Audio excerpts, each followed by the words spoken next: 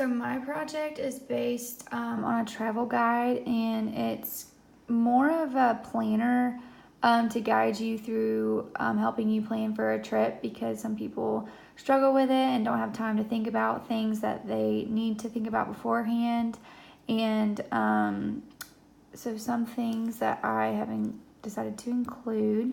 I feel like first you need to figure out what destination you're looking for or like trying to go towards. And the 4 top ones I think are the beach, the mountains, a city, or on a cruise. The time of the year is also important, because you could go to the mountains in the summer and it's warm, or when it's cold and there's snow, or in the summer then you need to go to a beach that's more south so that it is warm. So pick the season or time of year you want to go. Things to do that you should look up ahead of time are restaurants, parks, excursions that are around, bars, live music venues, kid-friendly places, and pet-friendly places. A lot of things you need to do ahead of time, because you can get discounts if you book ahead, and also they can get sold out, or restaurants could fill up with reservations.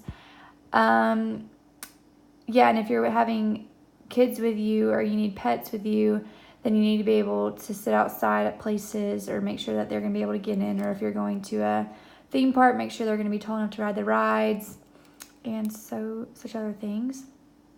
Some hotel sites to check out when trying to book are, some examples are hotels.com, hotwire.com. These are all .coms, but Kayak, Expedia, TripAdvisor, hotels.com, Travelocity, Trivago.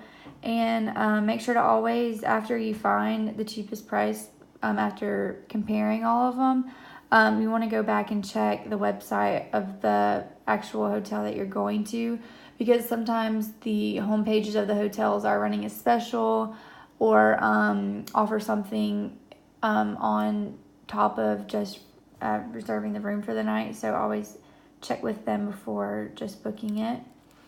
Some other choices for where you might want to stay: Airbnb and VRBO are websites where you basically rent out somebody's like second home, and you can do that for as many days as you want, and then they're usually pretty cheap, and then you usually have like a couple fees along with that, so it can get more expensive.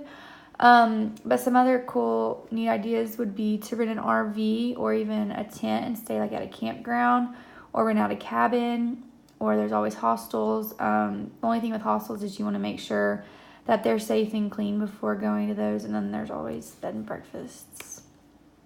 Flights, some places to check are Cheapo Air, Cheap Flights, Hopper, and Fly.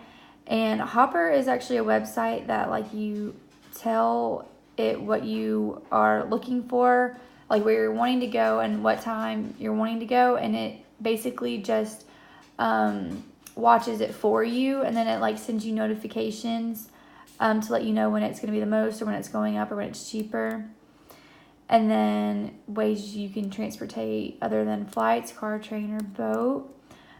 These are just some things to keep in mind that you need to add on to your budget of expenses. And like Wi-Fi, if you might need to do some work while you're there, make sure that's there.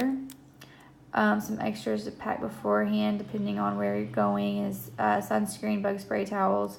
There's a lot of other things, like if you're going snowboarding, or like if you're going to the beach, you need to go bring towels and chairs and such things. But depending on the place you're going, things to do ahead of time.